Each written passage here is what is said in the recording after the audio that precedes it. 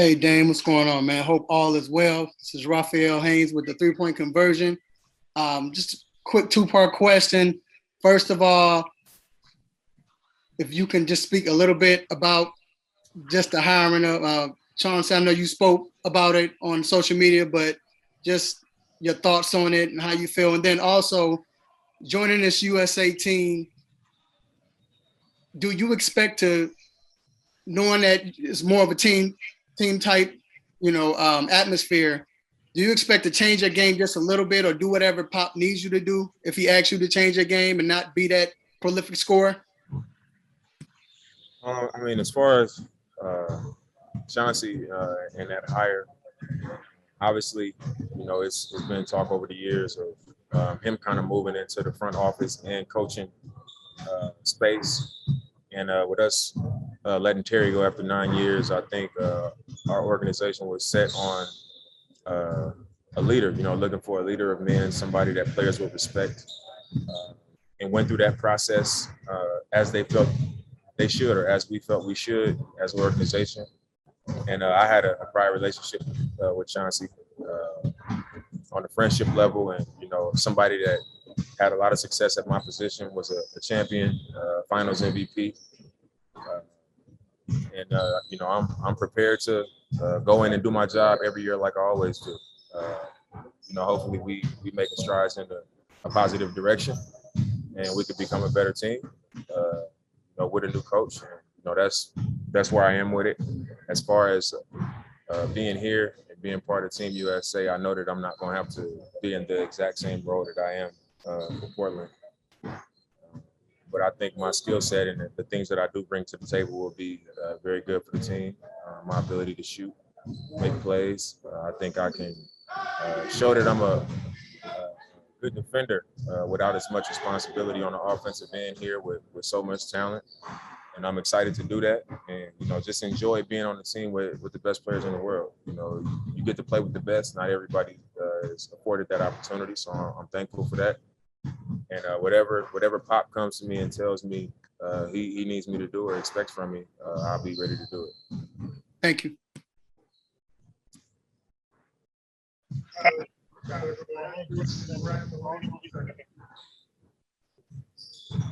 Hey, Dame, this is Tyler Tashman with the Oregonian. I hope you're doing well. What were, I guess, the deciding factors in making the decision to play for the Olympic team this year? And was there a specific moment that you kind of made the decision? I wasn't really sure at one point because I expected us to have a pretty solid run in the playoffs this year, and that ended up being cut short. And the fact that the season wasn't extended for me, and on top of the season not being extended, it was a sour taste in my mouth after losing so early against a team that was beat up and injured when I expected to win that series. And it gave me that itch to jump right back in and play and have a chance to win, and not have to sit around for a full summer thinking about what went wrong and how we exited the playoffs. So like I said, I'm excited to be here and have an opportunity to play with the best players in the world. Thank you.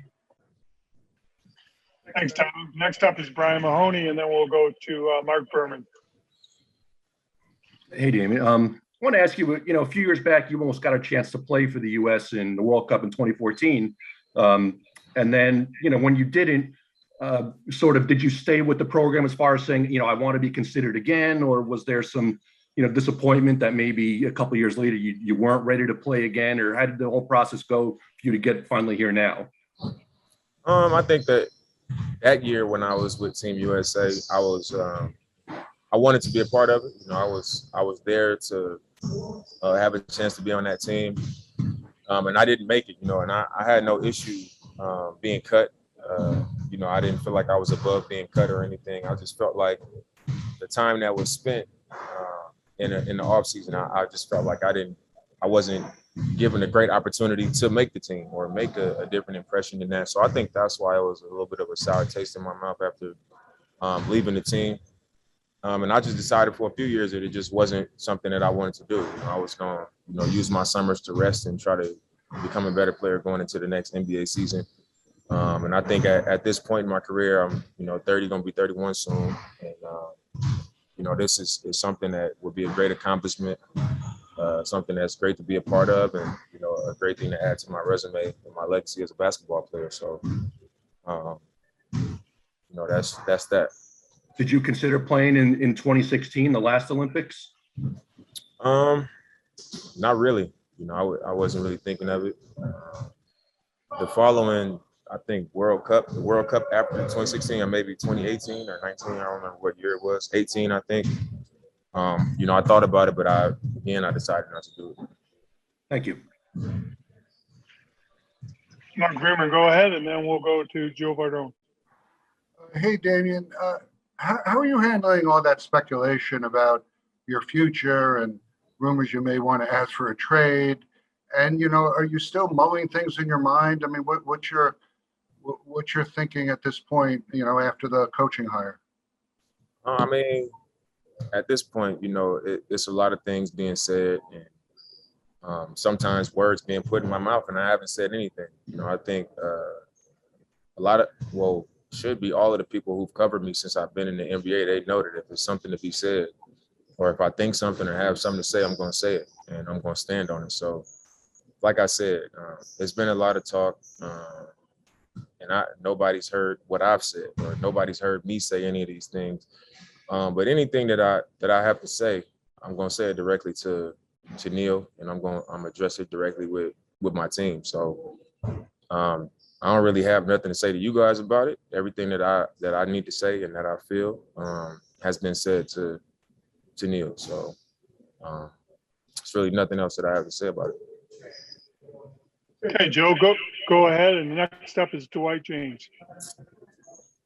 Hey, Dame. I'm not sure I could follow up on that without getting you fined. So I guess I'll move on. You average about 30 a game, or you can anyway. And so does Brad, and certainly KD can. Do you feel like you have to give the ball up in this offense to make it work?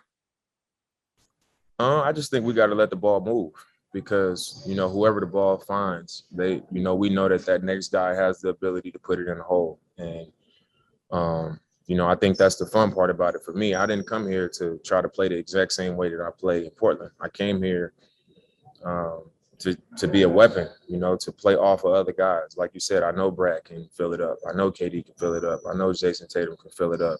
Same thing with Zach LaVine. So understanding that, I'm just going to get into the paint. If they collapse, I'm going to make the right play and pitch it out. If I'm attacking the rim and Bam is diving, I'm going to toss it in the air. If I happen to be on the weak side and somebody else is penetrating and the ball comes to me, I'm going to shoot. So I came here excited to not be exactly who I've been for my team, but to use my skill set and, all of my ability to complement everybody else on this team. Sometimes that might mean being more aggressive with the ball. Sometimes that means off the ball.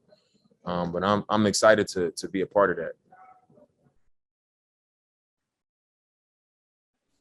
Thank you. Dwight, go ahead, and then Zora Stevenson. Dame, I'm kind of curious. You played with the same coaching staff for a long time here in Portland, a long time. No disrespect to any of them, but what's it like for you to come into a different situation? You got Pop there. It's different teammates. How different is this for you? Is it exhilarating? Is it fun? Hard? What's your reaction to it? It's fun because you see, you just see a different way, and sometimes a different language, and a different type of energy about them. Like just talking to Pop, talking to Steve Kerr, talking to Jay Wright. Everybody, they've done things at such a high level, and for Pop and Steve Kerr specifically, at a level that I've been wanting to be on. Not that they know something that my coaches in the last 9 years haven't known, but it's just when you get there and you have that level of experience and you have that level of success, it just hits a little bit different. So I've come in here just listening a little bit harder, having my ears open and wanting to hear what they have to say and why to do things a certain way. And, it has to be at that level. It's a reason why, they've had so much success. Thanks, Dan. Zor, you're up, and then we'll go with Sean Higgins. Hi, Dame. Zora Stevenson with NBC Sports. I wanted to ask you about your Teammate of the Year award. I was asking Pop about just those characteristics of selflessness and leadership, and he said it's going to be very important. And I know you're a first-time Olympian, but how much do you plan to display those characteristics and be a leader? And obviously, I know you're going to be selfless. You talked about just like listening and sharing the basketball, but that leadership part, how comfortable do you feel? I feel very comfortable. I think my leadership style has never been to try to boss everybody around and always be the loudest person. Sometimes it's being a listener. Sometimes it's taking instructions from other people and allowing other people to have the stage. And if anything, that'll be easier with the level of players that I'm playing with. But I just think who I am as a person. I think that's being a good teammate. Just trying to do my best to contribute to winning and contribute to success. And being selfless, those are like my greatest strengths as a person and as a basketball player. So, I think in that way, I'll be able to be who I always am with this team. Okay, Sean, go ahead, and then we'll finish up with last question. Dame, going back to the coaching hire for a second, you said on social media that during this process and during the search, you had been unaware of some of the allegations against Chauncey. Is that something, now that you do know about that stuff, does that change at all how you feel about the hire, or how comfortable you are with it? Well, when I said that I didn't know, I meant the very first time that right away when we let Terry go, I was asked, about names that had been floated out there. And of the ones that I heard floated out there, I said, I like J Kidd, I like Chauncey. And at that time, I had no idea of any of it. And, when I did learn of it, and the process continued, that I never felt like it was my job or my duty to say, do this or don't do this. I like I said, I do my job, I improve my game, and I show up as the point guard of the team. And, in the past, I've never stepped on anybody's toes and said, or demanded anything or told anybody what to do. And it was no different in this situation. So that's all I can really say. I've known Chauncey before, and I never knew of that until this coaching process came into play. And our organization, they said they did a thorough investigation. They went through everything, and they went through the process of hiring a coach as they did in a comfortable way. And that's not my decision, or my job to say this guy's hired or this guy's not hired or anything. So this is what it is now. So here we are. Final question from Tim Reynolds. Thanks. Go ahead, Tim. Thank you, Craig. Hi, Dame. Even with all the amazing amount of offensive talent on this team, is it a stretch to think that you guys can be as good defensively as you are on the offensive end, just with, the length, with, guys like Bam and Draymond, with the on-ball defenders you guys have? Can you guys be as good at that end too, do you think? I think so, because of the ability we have offensively, everybody kind of knows, like, I can give more defensively, knowing that, it's going to be okay offensively. Everybody's capable. Everybody has ability. Everybody is elite offensively in the NBA season. So the responsibility and the load offensively would be much less for every guy. So, of course, defensively, like I said, we can give more and be more locked in and attentive on that end of the floor. And it's been, the number one thing that, they've been hammering home with us is we got to defend. We got to be into the ball. We got to be physical. So guys are so great offensively that I don't know if we can be as great defensively as we are offensively, but I know we can be very good. And, I know that it can complement what we can do offensively. Thanks, Dan.